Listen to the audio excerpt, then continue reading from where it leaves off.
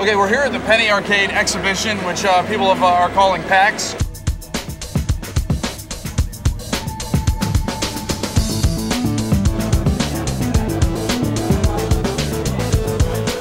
Been walking around the show. I've been talking to people that were big fans of Dungeon Siege 1.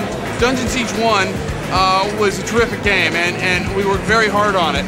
But Dungeon Siege 2 wasn't just about GPG making a game that just got us excited. It's about getting our fans excited, about delivering on promises to them to give them what they want. So it's critical that we look at them, watch them play.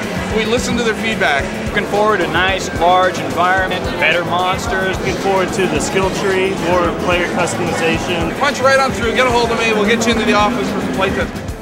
It makes me realize that, on DS1 we did focus heavy on technology, and we knew we needed technology to make the game work. But it's great to see the guys focusing on the story and on the combat, the skill system, the power system, all the systems that we really would have loved to have developed in the first game. We've still got the same 4 types of characters that you had in DS1, melee, range, combat magic, and nature magic, so players of the first game will instantly kind of recognize that. But we've added a lot more depth within each of those characters. So on Dungeon Siege 2, we pretty much had a clean slate to be able to really get in there and kind of listen to fans and see what people wanted. The biggest things we wanted to do is we wanted to make the game more compelling. We wanted to give it a better story. The combat more engaged, so you had more choices and things to do. And You're just gonna gloss on story just like that? I've been chained to my desk for 3 months to a spreadsheet.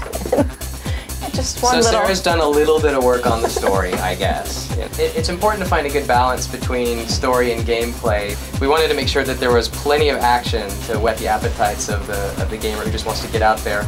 But at the same time, we're making an RPG, so to stay true to what an RPG really means, a role-playing game, we wanted to provide a really good context for a story that players can really get into if they want to. So it's there for the players who really want to get into it. Yeah, a lot of the time it starts with a quest idea. Wouldn't it be cool if? Yeah, usually that conversation begins with, you want to do what? I mean, there are a number of technologies that are either new or improved in Dungeon Siege 2 that were not present in Dungeon Siege 1. There's a whole set of technology that's there to enable content creators to make more interactive sequences, to create more custom content faster. There we go. Yeah, there was a big switch from a graphic standpoint. I think people are going to really get jazzed. Like the fact that we've increased the visual quality across the board everywhere in DS2.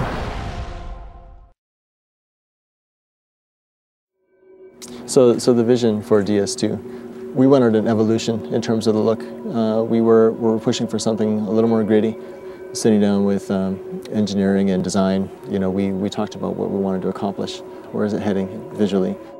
Kevin Pun is our art lead, and he's an amazing artist, and he does a fantastic job carrying out the vision of Dungeon Siege. Just really excited about the project so far. We want to have even lusher environments, kind of like a much more epic feel.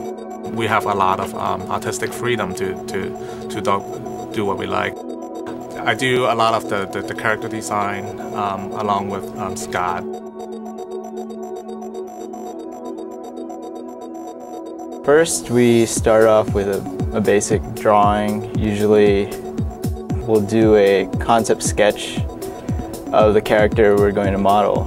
I usually scan them into the computer. It's basically the blueprint for the character. And from this blueprint, we can start painting on this bitmap. Well, this is basically the final model or mesh of the character I generated, but eventually I end up with something like this.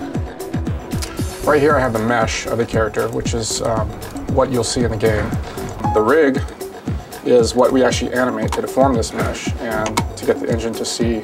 This is all done over time, and it's basically just moving and translating these bones to get the desired effect, the desired look we want. I just like making things move, trying to get as much character as I can in there. I'm a character artist. I work on a player character doing armors.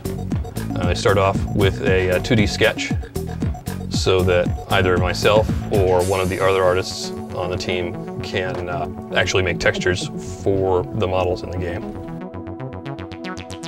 The rewards for player characters are a big deal, and the armors, things that the character wears, are a really big deal.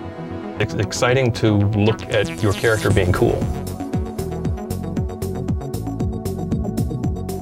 This is what we gets handed down to us from design. We go into a 3D program and actually design it. It's just a wireframe made of polygons. Once we're happy with that, it gets to a point where we actually put the artwork on. And then lighting gets added to it and atmospheric effects like fog and light beams, as you can see there. And then all the foliage, and then of course the monsters. You want them immersed in the environment. You want them to really be absorbed and believe it. We like to put a lot of creative freedom in the hands of level design and art. We'll just kind of give a general idea of what's happening in the story and then let level design kind of use their expertise to come up with the layout. This is Chris Burns. He's a level designer. He's going to show the process of getting nodes into the game and working with them in the level editor. All right, well, we received the assets from the art department, which include nodes, which are the basic building blocks of the world. We build the world in these chunks, but it's actually made out of all of these snap-together blocks. And we can manipulate these to form pretty much any kind of terrain feature we can imagine.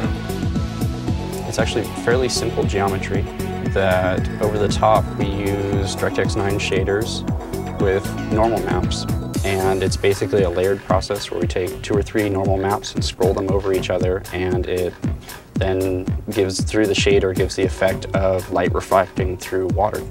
It is all the little touches that matter, that convince you that it's all real.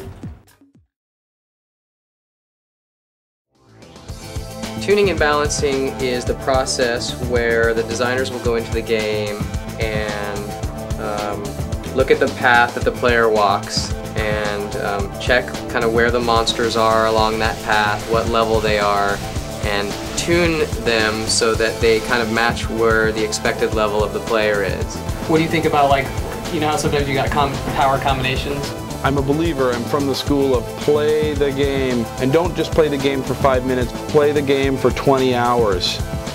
You want to get the answers? The answers is in play testing. Let's talk to some of the guys playing and see what they think. It's a little bit different in the UI. Right? Some badass animation. Better enemy AI. Dungeon Siege! The gamer today is savvy. They're sophisticated. They understand what's good and bad visually. So you have to stay on top of it. You have to be playing games and watching movies and watching where the trends are going constantly.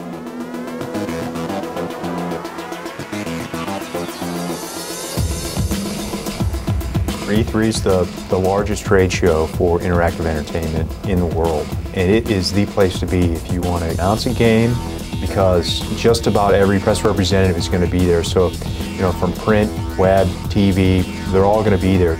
But essentially what happens is somebody like Chris Taylor is in there in a situation where he's either one-on-one with a high-level press person, or maybe a one-to-many type of situation, where he's generally giving them a demo of the game and then taking your Q&A. The Dungeon Siege franchise is all about action-based party combat. It's a really good opportunity for the development team to kind of show what they have already to the public and get some feedback.